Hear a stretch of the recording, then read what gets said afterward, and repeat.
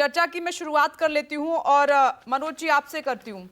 आपने ज्यादा बड़ा प्लान बनाया है बीजेपी ने गुजरात में एक बार फिर से जीत हासिल करने के लिए, और उसमें 50 स्टार प्रचारकों की एक पूरी फौज है जिसमें आपके सभी बड़े नेता हैं। अब जब वो मैदान में उतरेंगे तो गुजरात के मुद्दे की बात होगी या मंदिर की बात होगी या जाति की बात होगी, किसकी बात करेंगे स्टार प्रचारक? और ये जो मोरबी का मुद्दा है, क्या मंच पर खड़े होकर उसका भी जिक्र करेंगे आपके स्टार प्रचारक? देखिए विपनेश जी, निश्चित रूप से भारतीय जनता पार्टी विश्व की सबसे बड़ी पार्टी है और जिस तरह से भारतीय जनता पार्टी के पास में नेता भी है, नीति भी है और नियत भी है, हमारे पास अच्छे कार्यकर्ता है, अच्छे नेताओं की फौज है। तो हम लोग ऐसा नहीं कि केवल गुजरात में ही इस तरह का प्रयोग कर रहे हैं। हम लगातार हर चुनाव के अंदर अपने स्टार प्रचारक उतारते हैं। वहां पर भी कभी 40 की संख्या होती है स्टार प्रचारकों की, कभी 50 की संख्या होती है। और भारतीय जनता पार्टी न केवल ऊपर बल्कि जिला स्तर पर, बूथ स्तर पर, पन्ना प्रमुख और पन्ना समितियों में लगातार हमारे कार्यकर्ता जमीनी स्तर पर जुड़े रहते हैं। यही कारण है कि 1995 से लेकर के केशु भाई पटेल से लेकर के और भूपेंद्र पटेल तक, यानी कि अभी तक लगातार हम लोग 27 सालों से शासन में हैं। जनता का आशीर्वाद लगातार हमें मिल रहा है और उसका एक सबसे महत्वपूर्ण कारण है कि जनता को पता है कि कौन विकास कर सकता है और किसने गुजरात का मान बढ़ाया है। और माननीय नरेंद्र मोदी जी का नेतृत्व है, माननीय अमित शाह जी का मार्गदर्शन है, तो निश्चित रूप से हम लोग अच्छी स्थिति में हैं।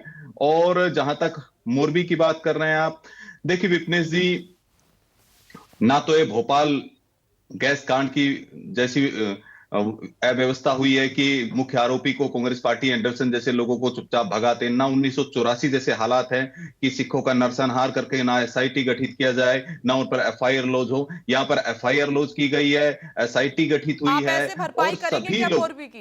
मनोज जी, क्या ये सही लग रहा है? चलिए, वो दर्द तो देश ने झेला है, आपकी गुजरात में सरकार है, आप चाहते हैं कि पहले झेला है तो अब भी लोग झेलें और न्याय तक ना मिले उनको। देखिए, नहीं विपनेश जी, किसी को भी नहीं बख्शा जाएगा। और लोगों में इतना अच्छा मैसेज है कि किस तरह से वहां हमारे गृह मंत्री वहां पर खड़े रहे, मुख्यमंत्री खड़े रहे, वहां पर लोगों के साथ खड़े रहे, कंधे से कंधा मिलाकर के उनके परिवार के साथ हम लोग। तो वहां एक अच्छा मैसेज है कि कम से कम सरकार चुपचाप खड़ी रही है और सरकार ने कार्रवाई की है। सरकार ने एफआईआर लॉन्च कराया, सरकार ने उन लोगों को अरेस्ट करने का काम किया, एसआईटी गठित करने का काम किया।